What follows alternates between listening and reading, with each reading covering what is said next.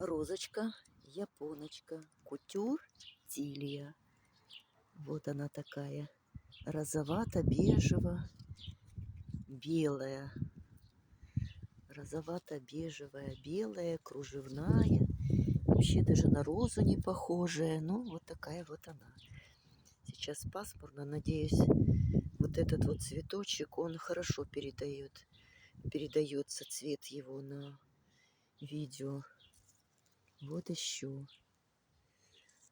Этой розочке второе лето. Вот, как она в букете будет смотреться. В букете. Ну, букет специфический. Вот. Ну, очень нежное создание. Очень причудливой формы розочка. Интересная. Мне она понравилась, я ее сразу заказала.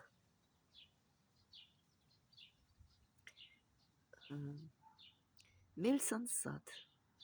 Питомник.